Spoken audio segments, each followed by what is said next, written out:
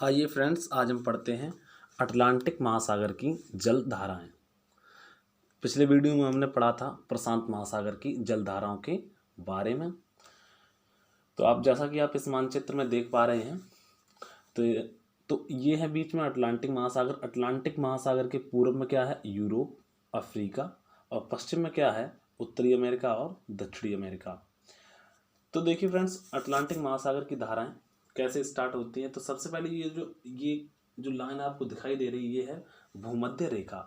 इस भूमध्य रेखा के सहारे एक धारा चलती है जिसको कहते हैं उत्तरी विषुवतीय धारा, जो कि हर एक महासागर के जलधारा में आपको देखने को मिलेगी। उत्तरी विषुवतीय धारा, ये उत्तरी विषुवतीय धारा भूमध्य रेखा के किनारे किनारे चलकर यहाँ पर टकराती है आकर। एक तरीके से अगर हम देखें, यहाँ पर है अमेजन का बेसिन। क्या है? अमेजन का बेसिन या अमेजन नदी का मुहाना है। तो यहाँ पर टकराती है और इसके ही किनारे से ऊपर बढ़ने लगती है। आगे जाकर इसे गियाना की धारा या फिर हम कहें कि काराकस की धारा भी कह सकते हैं, क्योंकि धारा जिस देश के आगे से गुजरती है उस देश के नाम पर उसका नाम हो जाता है। दूसरा, मैं आपको पिछले वीडियो में ये बता चुका हूँ कि जो भी धाराएं विषुवत रेखा से ध्रुवों की ओर चलती हैं या निम्न अक्षांश से उच्च अक्षांश की ओर चलती हैं, वे सभी धाराएं कैसी होती हैं? गर्म धाराएं होती हैं। तो ये कैसी है? एक गर्म धारा है। इसके बाद ये आगे चलकर कहाँ पर पहुँचती है? कैरेबियन सागर में। कहाँ पर पहुँचती है? कैरेबियन सागर में, जहाँ पर आपके कैरेबियन देश जैसे वेस्ट इंडीज, जमैका, ये सब हैं। ये है फ्रेंड्स यहाँ पर यूकाटन चैनल। क्या है? Yucatan channel. ये है क्यूबा द्वीप और ये है यूकाटन पेनिनसुला। तो इसी के बीच के स्थान को कहा जाता है यूकाटन चैनल। पेनिनसुला का मतलब होता है फ्रेंड्स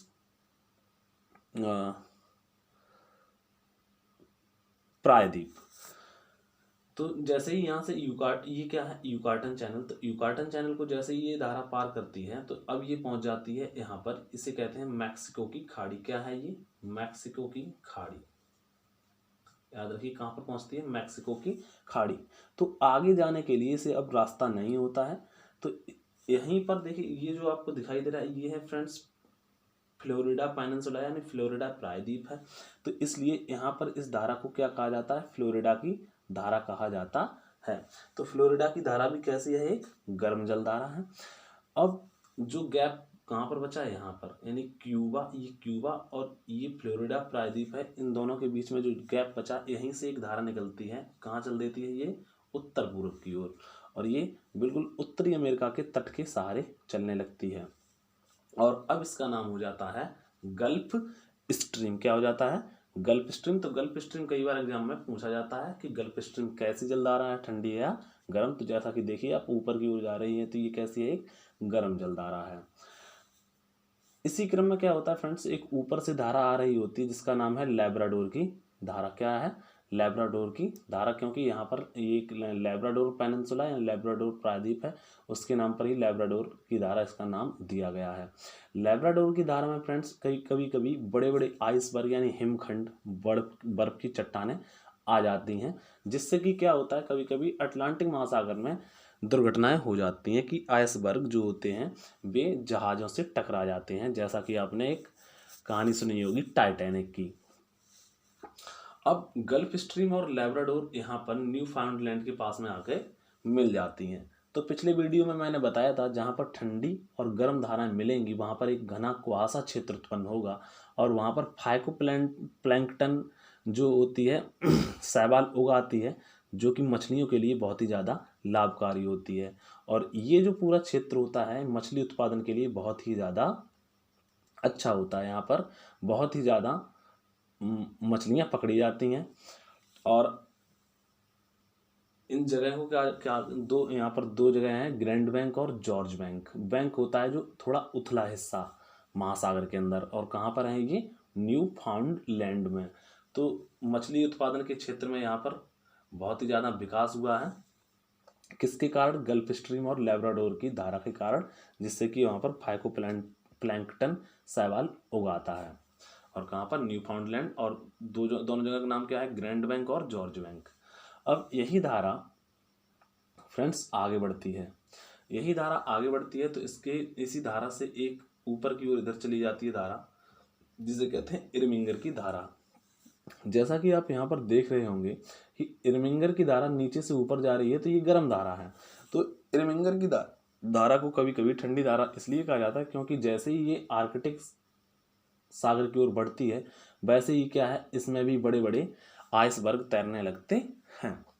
तो इरमिंगर की धारा कैसी धारा है, आगे चल के एक ठंडी धारा हो जाती है और ये दोबारा इससे इस तरीके से नीचे की ओर आने लगती है और ये इसका नाम फिर हो जाता है क्या, पूर्वी ग्रीनलैंड की धारा। तो आप ध्यान रखिए, देखिए पूर्वी ग्रीनलैंड की धारा भी कैसी है, ध्रुवों से नीचे की ओर आ रही है, इसलिए पूर्वी ग्रीनलैंड की धारा कैसी हो जाएगी, आपकी ठंडी जलधारा हो जाएगी। तो इरमिंगर की धारा के बारे में भी आप याद रखेंगे, इरमिंगर की धारा कैसी है, एक ठंडी धारा है क्योंकि ये ऊपर जाकर उच्च अक्षांशों में जैसे ही पहुंचती है आर्कटिक सागर के पास तो वहाँ पर इसमें ये भी बहुत ही ज़्यादा बर्फ़ की तरह जम जाती है, आइसबर्ग तैरने लगते हैं। आगे देखते हैं, ये जो गल्फ स्ट्रीम यहाँ से इधर जा रही है तो गल्फ स्ट्रीम जैसे ही उत्तर पूर्व की ओर बढ़ती है तो गल्फ स्ट्रीम का पानी कैसा होता है, गर्म होता है। और इधर है उत्तरी सागर, तो उत्तरी सागर का पानी जैसे ही आता है तो वहाँ यहाँ भी क्या हो जाता है, एक ठंडी और गर्म धारा मिल जाती है। तो जहाँ पर मैंने बताया कि ठंडी और गर्म जलधारा मिलेगी वहाँ पर घना कुआसा क्षेत्र उत्पन्न हो जाएगा और फाइटोप्लैंक्टन उत्पन्न हो जाएगा वहाँ पर, और जो कि मछलियों के लिए बहुत ही ज़्यादा लाभकारी होगा। और ये यहाँ पर बहुत ही बहुतायत मात्रा में मछलियाँ पाई जाती हैं और इसको कहा जाता है डागर बैंक। तो मैंने 3 बैंक आज पढ़े हम लोगों ने, ग्रैंड बैंक, जॉर्ज बैंक और डागर बैंक, ठीक है। तो इस तरीके से देखिए इरमिंगर की धारा और ये ऊपर की तरफ चलती है नॉर्वेजियन धारा। तो नॉर्वेजियन धारा एक कैसी धारा होगी, तो आप याद रखिए एक तरीके से ये भी एक गर्म जलधारा होगी क्योंकि ये नीचे से ऊपर की ओर जा रही है। एक नॉर्वेजियन धारा एक तरीके से देखें तो आप कि ये इस गल्फ स्ट्रीम का ही हिस्सा होती है। तो गल्फ स्ट्रीम यूरोप को बहुत ही ज़्यादा मदद करती है। कब मदद करेगी यूरोप को, कि जब सूर्य मकर रेखा पर लंबवत होगा, यूरोप में शीत ऋतु होगी और गल्फ स्ट्रीम का गर्म जल जब इन समुद्री तटों पर पहुंचेगा तो यहाँ पर मौसम कैसा होगा, बहुत ही ज़्यादा सुहावना, यानी कि सर्दियों को थोड़ा कम कर देगा। एक क्वेश्चन आता है कि यूरोप का कंबल किसे कहा जाता है, तो गल्फ स्ट्रीम को यूरोप का कंबल कहा जाता है। उसके बाद इसकी एक शाखा नीचे की ओर यहाँ पर नीचे आने लगती है और जब ये नीचे की ओर उतरती है तब इसका नाम क्या हो जाता है, कैनारी की धारा। क्या हो जाता है इसका नाम, कैनारी की धारा। और कैनारी की धारा देखिए फ्रेंड्स ऊपर से नीचे की ओर आ रही है तो कैनारी की धारा कैसी होगी, एक ठंडी धारा होगी क्योंकि ध्रुवों से विषुवत रेखा की ओर आ रही है, या हम ये कहें कि उच्च अक्षांश से निम्न अक्षांश की ओर बढ़ रही है कैनारी की धारा। और नीचे आकर यहाँ पर है ये गिनी की खाड़ी और गिनी की खाड़ी में आकर अब फिर इसी तरीके से इसकी दिशा हो जाती है और उत्तरी विषुवतीय धारा में मिल जाती है। और इस तरीके से ये एक धाराओं का चक्र बन जाता है। ये जो धाराओं का चक्र होता है फ्रेंड्स, इसके बीच में जो पानी होता है, जल, वह बहुत ही शांत होता है। कैसा होता है, शांत। यहाँ पर हलचल बहुत ही कम होती है और इस क्षेत्र को कहा जाता है सार गैसम। क्या कहा जाता है, सार गैसम। सार गैसम यहाँ पर एक घास उगाती है, उसके ही नाम पर इस क्षेत्र को कहा जाता है सार गैसम। यहाँ पर जो घास उगती है उसी के नाम के आधार पर इसे कहा जाता है सार गैसम सागर, सार गैसम सी या सागर। तो क्वेश्चन कभी कभी पूछ लिया जाता है सार गैसम सागर कहाँ पर है, तो आप याद रखिए कि अटलांटिक महासागर में है और अटलांटिक में भी उत्तरी अटलांटिक में। और सारगैसम क्यों है कि वहाँ पर एक घास उगती है इस सारगैसम नाम की, इसलिए उसे सारगैसम सागर कहा जाता है। और सारगैसम सागर का जो जल होता है बहुत ही शांत होता है। तो हमने पढ़ा कैनारी की धारा कैसी है, ठंडी जलधारा है। अब आते हैं हम कहाँ पर, दक्षिणी गोलार्ध में। तो दक्षिणी गोलार्ध में हम पढ़ेंगे जो एक इम्पॉर्टेंट है, कौन सी, कि दक्षिण विषुवतीय जो धारा होती है इस तरीके से चलती है तो ब्राज़ील के पूर्वी तट पर टकराती है और ब्राज़ील के पूर्वी तट पर ये टकराती है, इसलिए इसका नाम क्या है, ब्राज़ील की धारा है।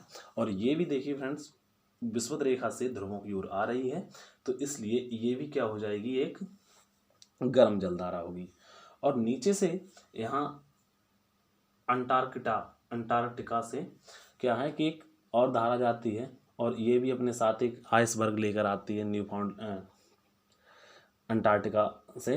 तो ये भी क्या है, एक ठंडी जल धारा है, और ये मिल जाती है आकर यहाँ पर ब्राज़ील की धारा से। और इसे याद रखिए, इसका नाम है फॉकलैंड की धारा। तो फॉकलैंड की धारा कैसी है, एक ठंडी धारा है, क्योंकि इसका नाम फॉकलैंड द्वीप के नाम पर रखा गया है। तो जहाँ पर ये ब्राज़ील की धारा से मिलती है, क्योंकि ब्राज़ील की धारा गर्म है और फॉकलैंड की धारा ठंडी है, तो इसलिए यहाँ पर भी घना कुआसा क्षेत्र उत्पन्न हो जाता है। घना कुआसा क्षेत्र उत्पन्न होने के कारण यह क्षेत्र मछली उत्पादन के लिए बहुत ही ज़्यादा लाभकारी हो जाता है। अब पछुआ पवन के प्रभाव से ये धारा इस तरीके से चलने लगती है, और यहाँ पर क्या है, ये धारा दो दिशाओं में बट जाती है। दो दिशाओं में बटने के कारण इसमें ये है कि यहाँ पर एक जो अंतः समुद्री पर्वत कहते हैं वह यहाँ पर है, तो उसके कारण क्या, उससे टकराकर ये एक धारा इस तरीके से चली जाती है, जिसे कि आप पढ़ेंगे हिंद महासागर में अगुलहास की धारा, और इधर मोजाम्बिक की धारा, इस तरीके से हम पढ़ेंगे दूसरे वीडियो में। तो अब ये जो धारा यहाँ से चल रही थी, अब ये ऊपर की ओर यहाँ से चलने लगती है। अब चूंकि ये उच्च अक्षांश से निम्न अक्षांश की ओर जा रही है, इसलिए इस धारा को भी कैसी धारा कहेंगे, हम ठंडी धारा कहेंगे, और इस धारा का नाम है बेंगुला की धारा।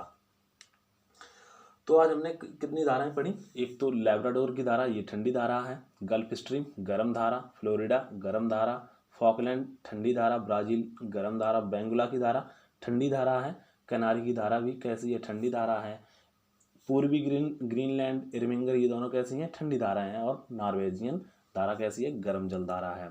और मछली उत्पादन के लिए ग्रेट बैंक, जॉर्ज बैंक, और ये कहाँ पर है, न्यू फाउंडलैंड के पास, जहाँ पर लैब्राडोर और गल्फ स्ट्रीम मिलती हैं।